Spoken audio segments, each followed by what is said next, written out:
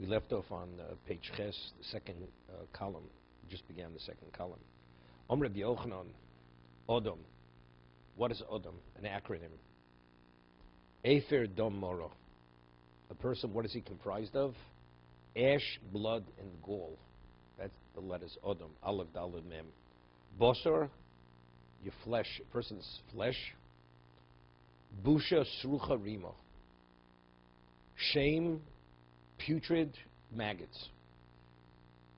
Ikodami, another version. Beis is Busha, Sheol. Shin alludes to the grave. Ultimately, he's destined to the grave. Rima, maggots. The Chsiv B'Shin. That since Bos is a Shin, not a Samach, so the second version is therefore Sheol. Bola Varkein, Ech Yale al Daso Odom Shizgoy Achash Nikra Odom. Ubezeh Hashem Olav, we say that a name identifies and quantifies what a person is. A regular name. Right? Mar says, Shmoka Gorim, that the name, this famous Orachaim HaKodesh, that when a parent gives a name to a child, it's semi-prophecy. That why does this name come to the parent's mind? Hashem puts the name because the name established the destiny of whatever the child is. Boy and girl alike. So here, what is Bosser? What is a human being? Is flesh. A human being identifies as Odom. It's to indicate what the essence of the person is.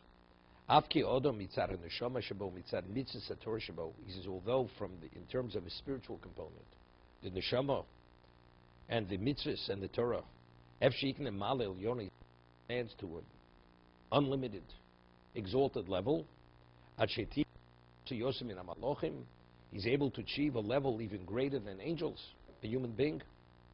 But in terms of the essence of the human being, not the soul, that's the potential. But what is the essence? Boser Odom, Yeshbo Pchisus. There's a very extreme level of deficiency. In terms of who you are, don't consider yourself a person of special status, kasher Odom, because you're a human being. The human being doesn't give you that specialness. You're special that despite the fact you're a human being, excel great.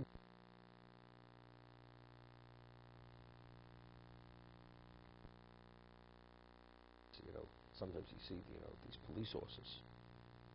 They groom them and they shine them. They're beauty. Nature, beautiful. But what is it? Like they say, Nisha, there's a ferret. It's a horse. A horse is a horse. A human being. Right? It's a person, epitome of beauty. But what is he? So what are we looking at? You're looking at the Odom. You're looking at the Bosser. So what is Odom? Efer Dam Moro. What is Bosser? As he says, Busha, Sheol, Rima. That's what he is. That's the essence that you're looking at.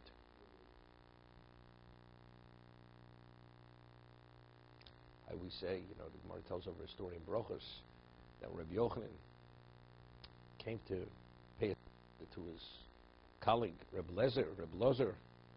So the room was dark. Famous Gemara. And he comes in, and he was in the dark. See, it was known that Rabbi Yochanan, he radiated. So he rolled up his sleeve, and when he rolled up his sleeve, he illuminated the room. And he sees his chover crying. Reb Lozer's crying. So he says to him, why are you crying? He says, I'm crying. He says, are you crying because you didn't study enough Torah? Is that why? So he says, as much as you do, the more you do, the less you do your best. You can't do more than your best, and you had the proper intent. Therefore, it's okay. There's no reason to cry. Is it because you didn't merit wealth? Not everybody merits both tables, wealth and Torah. You don't have both necessarily. I mean, if you have wealth, you could do a lot of things. You weren't able to do that. You don't merit both. So he says, no, that's not what he says. So why are you crying? He said, I'm crying al hayshufet the bali bara. I'm crying that Rabbi Yochanan was known to be, he had an exceptional level of beauty. I'm crying because when you die, you're going to decompose in the ground. That's why I'm crying. So Rabbi Yochanan heard that. Rabbi Yochanan also cried. They both cried together. That's worthwhile crying about, says what? Rabbi Yochanan had exceptional beauty. Why is that? Why was that something to cry about? So Rabbi Yochanan says, he says, I'm crying. I shufra de boli ba'ara, the shufra, the beauty which is going to decompose in the ground. So what I said was that the Gemara says about Mitzvah that the radiance of Rabbi Yochanan was a semblance to the radiance of Yaakov Avinu, and Yaakov Avinu's radiance was a semblance of Adam Rishon. So when you saw Yaakov Avinu, whoever, what Adam looked like, even after the Chet, even after he was reduced, still he radiated unbelievably. He was like a semi-angel. You know what it means to see Adam Rishon? They tell over a story, I read it, that there was a person who lived in the latter part of the 1800s. His grandfather, the Vilna Gaon had a private minyan. For 40 years he stayed in his courtyard. And the people who were daven with him were his inner circle of Talmidim. Once in a while, somebody from the outside would come daven. His grandfather once had the schus that he davened Meirut there with the Vilna Gaon. And he heard the Vilna Gaon's Kriya Shema. When he heard the Vilna Gaon's Kriya Shema, he became a different human being. It made such an impression on him. His grandfather became a tzaddik and committed himself and excelled and dedicated himself to his spiritual development, one of a kind. Just by hearing the Kriya Shema one time of the Vilna Gaon, that's how it impressed him. You know what it means to see Adam Rishon? To see his radiance, his kedusha. If you wanted to have a semblance of what that was, if you saw Yaakov Avinu, you had an idea of what that was.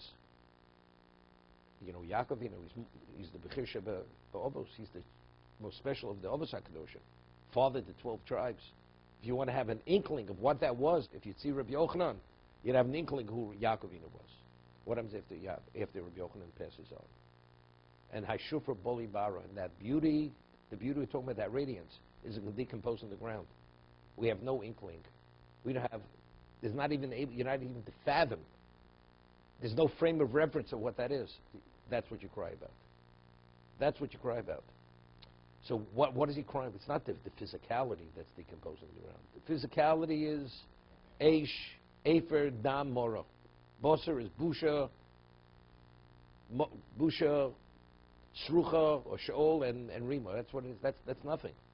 It's the spirituality. That's what he cried about. The radiance was only an expression of his spirituality, of Rabbi Yochanan. He says, "Ve'elu shloshe dvorim shem nirmozim b'shem Odom."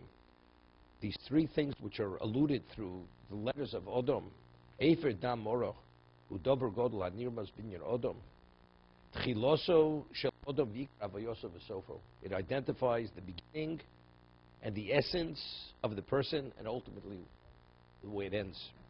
Remozim Bo Keseder, the order Ha'alif Nirmaz Bo Hascholoso. Ki Odom Hu Mina Ofer Ve'Efer. Where does man come from? Come from dust. Efer and Ofer is the same thing. Come from dust, Kidichsiv, Ki Ofer Ator. Right? Odom was Ofer. Vel Ofer Toshuv. And where is he going back to? He's going back. You come from dust, you go back to dust.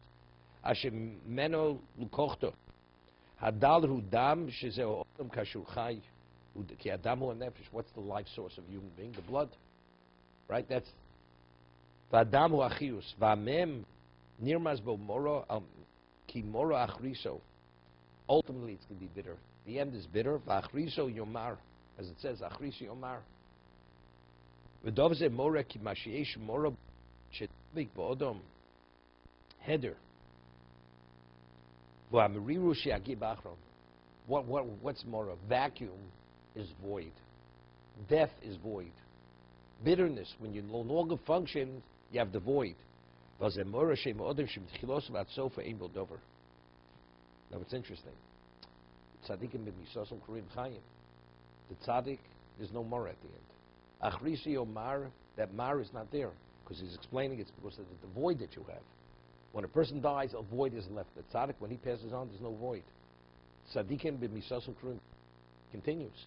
He goes from one level, the transition is to a more advanced level. Of course, when he's alive, there's a what? There's an impediment. His physicality doesn't allow him to express himself physically, spiritually. Once he passes on, the barriers are no longer there. Now he's able to soar. To be continued.